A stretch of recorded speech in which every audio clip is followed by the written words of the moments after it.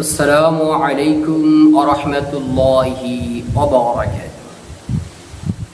نحمده ونصلي على رسوله الكريم. أما بعد فأعوذ بالله من الشيطان الرجيم. بسم الله الرحمن الرحيم. فإن تولوا فقل حسبي الله لا إله إلا هو عليه توكلت وهو رب العرش العظيم. صدق الله المولانا العظيم. সম্মানিত দিনী ভাই ও বোনেরা, আপনারা সকলেই কেমন আছেন? আশা করি আল্লাহ সুবহানাহু ওয়া তাআলার রহমতে সকলেই ভালো আছেন।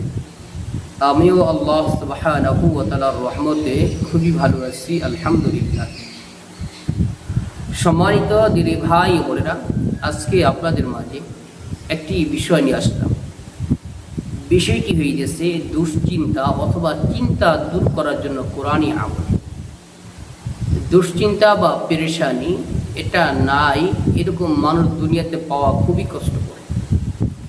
আর যে ব্যক্তি দুশ্চিন্তা মুক্ত পেরেশানি মুক্ত থাকবে, আমি মনে করি তার চাইতে সুখী দুনিয়াতে কোনো মানুষ নেই। এই জন্য দুশ্চিন্তা এবং পেরেশানি দূর করার জন্য যে কোনো মুসিবতে পড়ে গেছেন, যে কোনো পেরেশানির মধ্যে পড়ে গেছেন, তখন যদি আপনি আল্লাহর কোরআনের এই আমল করতে পারেন, ইনশাআল্লাহ আল্লাহ কোরআনের বরকতে আপনার দুশ্চিন্তা পেরেশানি আল্লাহ দূর করে দিবেন ইনশাআল্লাহ। তাহলে এই আমলটা কিন্তু সকলের জন্যই কিন্তু প্রয়োজন। এই আমলটি আমরা নিজেরা করব, এই আমলটি আমরা অন্যের নিকট পৌঁছায় দেব, যাতে তারাও আমল করে তাদের দুশ্চিন্তা পেরেশানিগুলো দূর করতে পারে।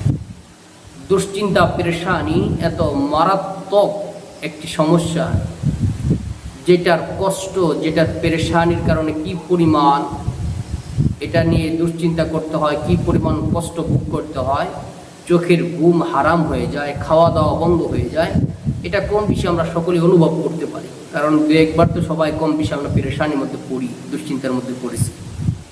তো এই জন্য দুশ্চিন্তা, যে কোনো প্রকারের দুশ্চিন্তা পেরেশানি দূর করার জন্য আল্লাহর কোরআনের এই আমলটি করবেন ইনশাআল্লাহ। আল্লাহ তাআলা আপনার পেরেশানি দুশ্চিন্তা দূর করে দেবেন ইনশাআল্লাহ।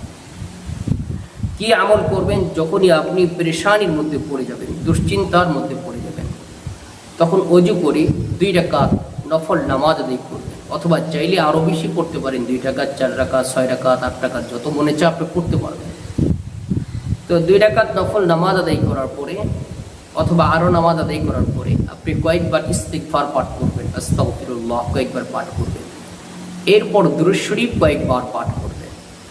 এরপরে কোরআনে কারিমে সূরা বাকারার একটা আয়াত আছে, আমরা এই আয়াতে কারিমাটাকে মনে করি মরার দোয়া। মানুষ মারা গেলে এই দোয়া পড়ে না, এটা যে কোনো মুসিবত, দুঃসংবাদ, মুসিবতে পড়লে এই দোয়াটি পড়তে হয়। দোয়াটি হয়ে গেছে ইন্না লিল্লাহি ওয়া ইন্না ইলাইহি রাজিউন। আপনি এই আয়াতে কারিমার অংশটুকু 41 বার পাঠ করবেন।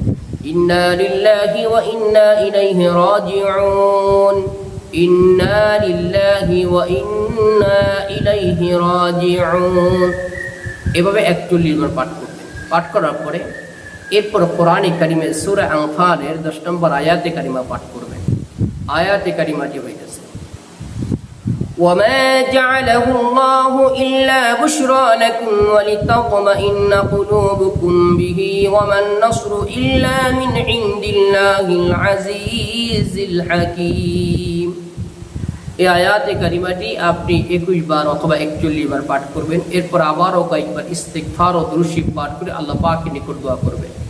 ইনশাআল্লাহ এই আমলের বরকতে আল্লাহ তাআলা আপনার পেরেশানি দূর করে দিবেন, দুশ্চিন্তা আল্লাহ দূর করে দিবেন ইনশাআল্লাহ।